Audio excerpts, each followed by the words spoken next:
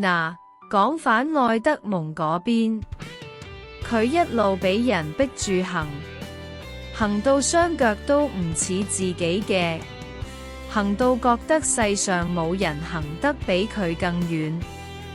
終於，妖婆喺一個陰沉沉、滿地冷杉同紫杉嘅山谷停低咗。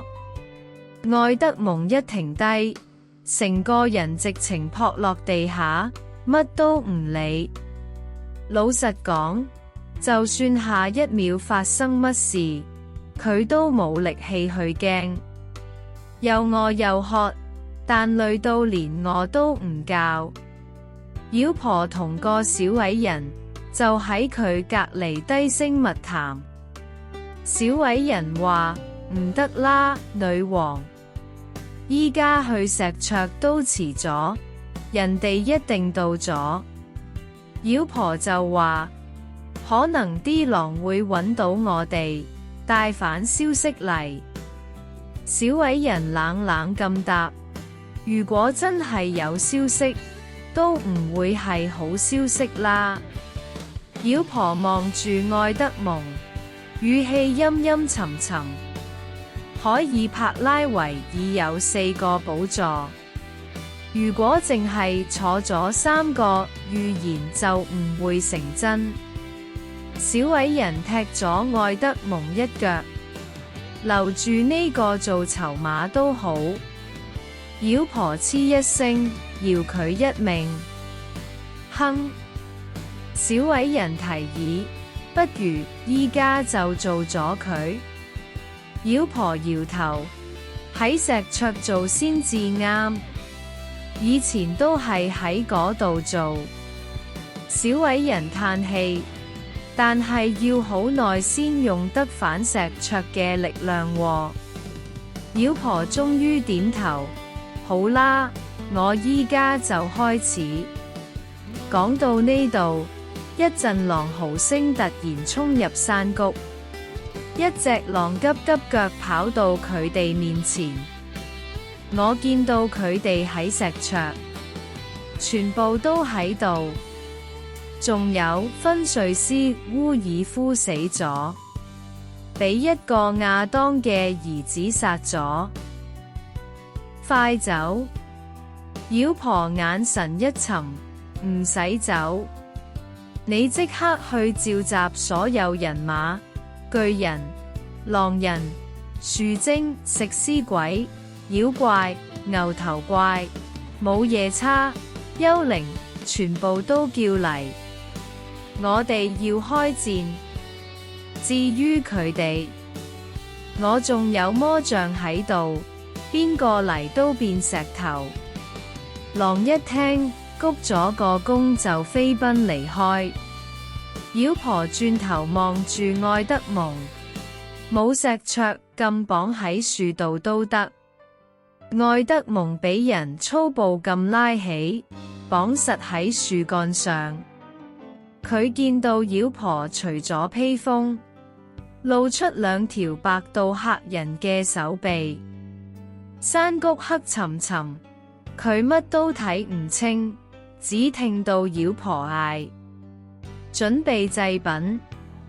小矮人扯開佢領口，拉高佢個頭，逼佢露出條頸，然後一種金屬摩擦聲響起。愛德蒙擰咗1秒，先醒起，係磨刀聲。就喺刀鋒要落頸嘅前一刻，整個山谷突然炸開咁。蹄聲、翅膀聲、怒哮聲、樹枝爆裂聲，妖婆尖叫一聲，四周亂成一團。愛德蒙感覺到有人鬆開佢嘅繩，幾隻強壯嘅手扶住佢，有人喺佢耳邊講：瞓低，飲啲酒，慢慢嚟，你好快冇事。佢聽到好多聲音交雜，邊個捉到妖婆？我以為你捉到，我追緊小矮人。佢走咗，嗰邊係乜？原來係樹莊。愛德蒙聽到呢度，終於暈咗。救兵、人頭馬、獨角獸、鹿、鳥，全部都係亞斯蘭派出嚟嘅。佢哋將愛德蒙帶返石桌，但如果佢哋知道佢哋走咗之後山谷發生咩事，一定會嚇一跳。月光底下，山谷只剩一截樹樁同一塊石頭，但如果你望耐啲，就會發現樹樁好似一個小矮人趴喺地上，石頭又好似一個女人坐低。再望耐啲，樹樁喐咗，石頭坐直咗。佢哋開始講嘢。原來妖婆喺千鈞一髮之際，用魔杖將自己同小矮人變成樹樁同石頭，避過追捕。第二朝，3個孩子喺帳篷醒嚟，海尼太太就話：你哋哥哥救返嚟啦，依家喺亞斯蘭嗰度。佢哋衝出去，見到亞斯蘭同愛德蒙喺露水草地上散步。冇人知佢哋講咗乜，但愛德蒙一世都唔會忘記。亞斯蘭帶住佢返嚟，對大家講：佢返嚟啦，以前嘅事唔好再提。愛德蒙逐個同大家握手，講對唔住。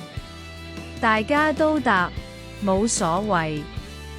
正當氣氛尷尬到唔知講乜，一頭炮走過嚟：陛下，敵方派咗信使嚟，原來係妖婆嘅小矮人嚟要求安全保證，話妖婆想同亞斯蘭會面。亞斯蘭答應，但要求妖婆將魔杖留喺大橡樹下。幾分鐘後，妖婆親自上山。陽光明明好暖，但所有人都覺得背脊發冷。